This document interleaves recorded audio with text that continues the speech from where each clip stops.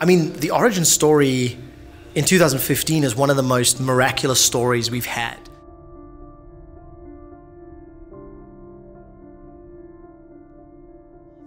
Peke is on the base. It doesn't matter though, because everyone is dying. 4 versus 5. It's his Origen namesake. are winning. Peke is Peke. Xpeke in 2014 had left Fnatic, and he decided to create his own organization, start his own team.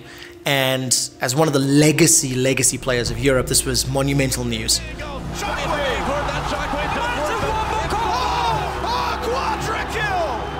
He obviously picked up Soaz and Amazing. Now the Wolves turn around. Amazing goes in. What an amazing kick that was. Some damage on his stick. He's on there now. And this new superstar AD carry kneels. Really tense moment in the game right now. Oh, just got arrow. What is he doing up there? Nail's got it. That Nail's going back in. Gets a bit on the That at the time was just whispers amongst challenger players and professional teams, but had never really made a splash online.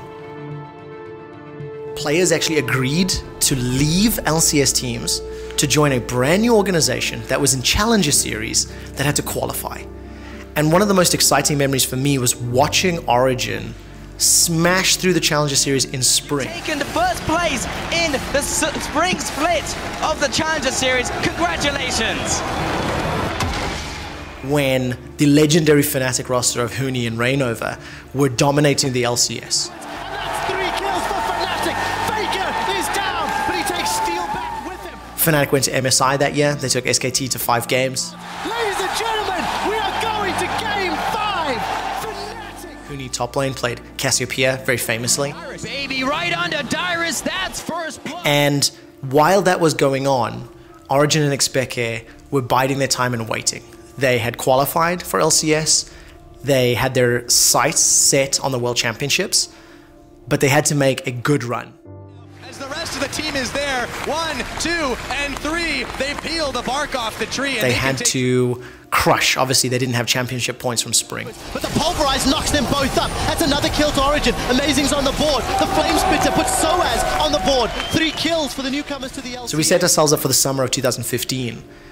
On one hand, you have old Fnatic with Xpeke, with Soaz, with Amazing, who'd even played with them at different times, against new Fnatic, the Huni, Rainova, Febiven era. They separated the ways like 1 year ago. I think they had like this idea in their mind that they might face each other at a stage like this, and then it happens. I think there's been a lot of built-up suspension coming up to this. This, of course, is the summer split where Fnatic go 18-0. They crush the regular season, go into playoffs. Maybe think about things slightly differently though. Origen, they are the team that could beat Fnatic. Unfortunately for me today, I don't think they're going to be the team that is going to put the 1 behind 21-1 on Fnatic, unfortunately. But I think it's going to be a close set of games. All eyes on Origen. What can they do to step up? What can they do to challenge this Fnatic roster? We get to the summer split finals. It goes all the way to 5 games. Force Game 5, they're going to play Silver Scrapes, and they're going to make the summer finals go all the way!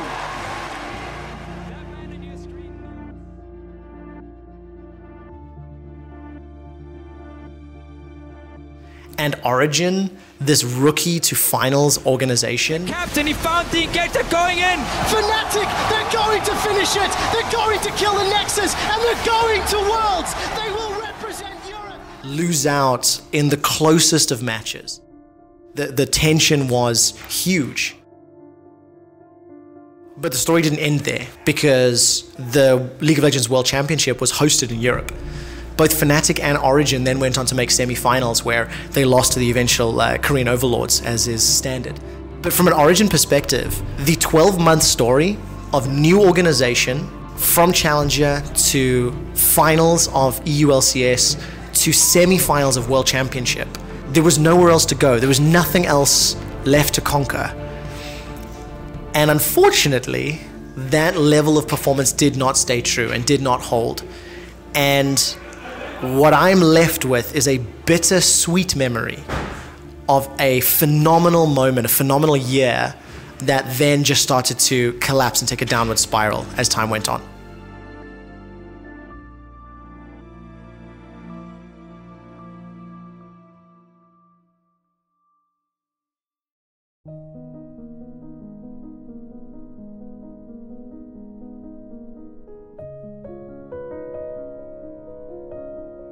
One of the most memorable moments in EU LCS history was when we had the two-group system, and the number 5 team in both groups, the last place team, was Rocket on one side and Origen on the other. Neither of these teams had won a single best of series, and coming into this game, neither of them had even won a single game. Tag up Expecke, and with 14 losses, Origen break the longest losing streak in EU LCS. It was a unique scenario from a broadcast perspective.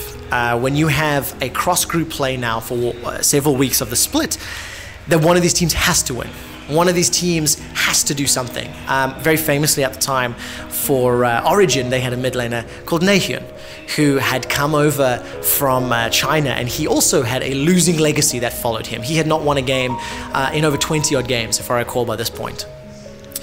Deficio and I pushed, we lobbied to have the right to shoutcast this game. We felt very strongly that for a matchup that had this much potential negativity, one of the best ways that we could turn this around was to make it an entertainment product. We actively pushed and fought.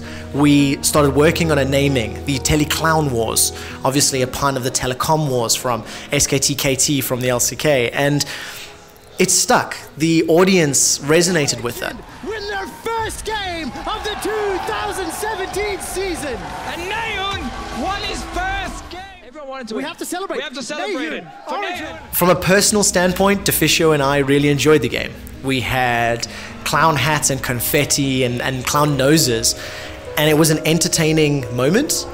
But when you step away and you get some perspective, it was very saddening that the fan base, the history, the legacy that Origen had already built up and it stood for had dropped that low. And it was a harrowing moment when you step back and look at how far Origen had come and how low they had fallen in such a short space of time. From the first 5 weeks, the meta wasn't Hiva's strength, and neither was decision-making by the looks of the play that we saw. When you take just those 5 weeks, he wasn't settling. Peke might not be a support main, but he knows how to shot call, he knows how to make plays on the map, and that's what Origen looked like they were lacking movement. Okay, it didn't get them a win, but I think, dare I say it, this is the kind of Origen that could, if they can build off this, avoid relegation. This is not the end for me anyways. Like I said, I still love the game. I want to play as much as I can, and I will try my best to be the best fit out of the 2 players to play most games.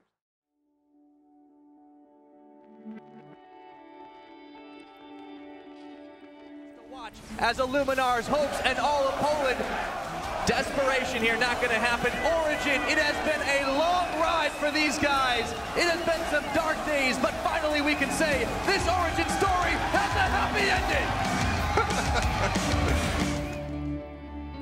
ending. When I look forward to 2019 and the long-term partnerships that'll be coming to the EU LCS, it's no surprise to see Origen really trying to make a splash. It's no surprise seeing Origen picking this time to now stand back up, wave that Origen flag and say, look at the army of fans that still believe in us and support us. I'm currently impressed with how the Origen organization has captured the limelight and the excitement around European Masters by bringing in very famous, very big League of Legends names. And when you look at Origen and how they have picked up Expect, Insect, Froggen, Forgiven, they're making a splash in the public eye. They're making a splash to show off the impact that their brand can have. That's not the only consideration. When you look to long-term partnerships, one of the huge things that has really been stressed and really been a big turning point for organizations is, what is their business plan? How do they leverage that fandom and that support? How do they increase the stability in the ecosystem? Long-term partnerships is not about a sideshow where you can instantly forget the excitement. It is about long-term, it's about development. And that is something where Origen still has to convince me. When I look at that organization and I look at how the players have brought them all of the success and how the players have brought them all the failures, Origen need to prove to me that they have learned from the mistakes from an organizational side in the past before I will believe in this fan base and this building a long-term future for Origen in the EU LCS.